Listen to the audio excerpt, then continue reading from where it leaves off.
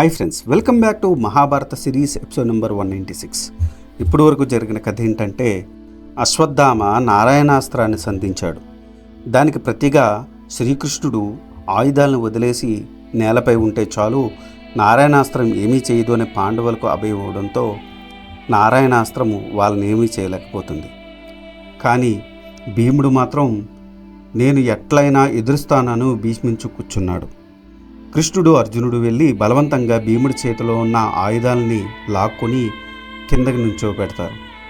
So Narayanastram తిరిగి అశ్వత్థామ దగ్గరికి వెళ్ళిపోతుంది. దీనికి బాధపడిన అశ్వత్థామ తను యుద్ధభూమిని విడిచి వెళ్తుండగా వ్యాసుడు కనిపిస్తాడు. వ్యాసుడిని నారాయణాస్త్రం ఎందుకు తన దగ్గరికి వచ్చేసింది, పాండవుల్ని ఎందుకు చంపలేదు అంటే దానికి వ్యాసుడు నరనారాయణుల వృత్తాంతాన్ని వివరించాడు. ఎవరికైనా ఇంట్రెస్ట్ ఉంటే మీరు నా ప్రీవియస్ వీడియోని చూడొచ్చు. ఈ వీడియోలో తర్వాత ఏం జరగబోతుందన్నది వివరించబోతున్నాను. So let's get into the video. Ashwatthama తిరిగి రథం ఎక్కుతాడు. కానీ అప్పటికే సంధ్యా సమయం అవడం వల్ల ఆ రోజుకి యుద్ధం ముగుస్తుంది. అశ్వత్థామ వద్ద నుండి వెడలిన వ్యాసుడు అర్జునుడి శిబిరానికి వెళ్ళాడు. సాక్షాత్తు ధర్మమూర్తి అయిన వ్యాసునికి అర్జునుడు భక్తితో నమస్కరించి అర్ఘ్యపాద్యములతో సత్కరించాడు. అప్పుడు అర్జునుడికి కూడా ఒక సందేహం మనసులో మెదులుతూ ఉంది. అది వ్యాసుని ముందు బయట పెట్టాడు అర్జునుడు. వ్యాసమునీంద్ర, నేను రణరంగములో యుద్ధము చేస్తున్నప్పుడు నా ముందు ఒక ఆకారము, పాదములు నేలనంటకుండా అగ్నిదేవుని మాదిరి వెలుగుతూ తన చేతిలో భయంకరం శూలము ధరించి నేను చంపబోయేవారిని ముందుగానే తానే చంపుతూ ఉన్నాడు. ఆ శూలము నుండి అనేక శూలములు ఉద్భవించి శత్రు సంహారం చేస్తున్నాయి. ఆ తేజోమూర్తి చంపిన వారిని నేను నామమాత్రంగా నా బాణములతో చంపుతున్నాను. కానీ వారందరినీ నేనే చంపాను అనుకుంటున్నాను. నిజానికి నేను ఎవ్వరినీ చంపటం లేదు.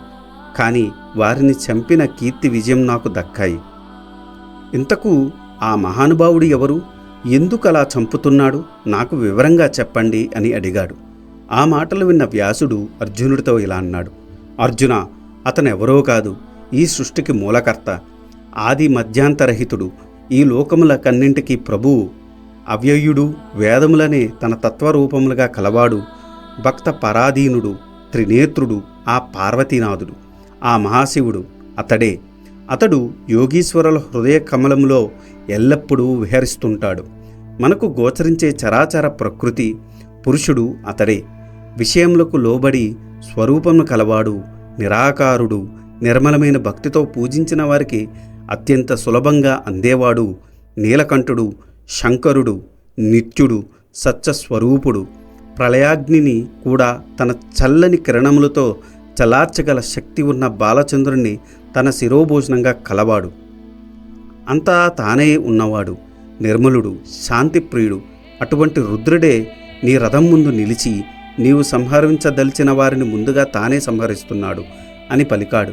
ఇంకను ఆ పరమేశ్వరుని నామములను దివ్య లీలలను విపులంగా చెప్పాడు. ఓ అర్జున, అట్టి పరమశివుడు నీ సన్నిధిలో ఉండి నిన్ను కరుణించాడు. నిరుపేదకు పెన్నిధి దొరికినట్టు నీకు ఈశ్వర కరుణా కటాక్షం కలిగింది. నీ జన్మ ధన్యమైంది. ఆ పరమేశ్వరుని అనుగ్రహంతో నీవు విజయుడవుతున్నావు. సాక్షాత్తు ఆ పరమశివుడే నీ ముందు నడిచి శత్రు సంహారం చేస్తుంటే నీకు కాక మరెవరికి విజయం లభిస్తుంది? నీ తపస్సునకు మెచ్చి నీకు పాశుపతాస్త్రము ప్రసాదించాడు కదా. అంతటితో తనివి తీరక తన భక్త పరాధీనతనకు ఈ విధంగా ప్రకటించుకున్నాడు. నీవు పుణ్యాత్ముడవు. ఆ పరమేశ్వరుని నిత్యము ఆత్మలో నిలుపుకొని ధ్యానింపము. ఆ కరుణాకరుణుడైన ఆ పరమేశ్వరుడు తన శరణాగతులకు ఆయురారోగ్యములను సకల అభిమతములను ప్రసాదిస్తాడు అని చెప్పాడు వ్యాసుడు. అర్జునుడు ఆనందంతో పొంగిపోయాడు. ఆ పరమేశ్వరుడికి భక్తితో నమస్కరించాడు.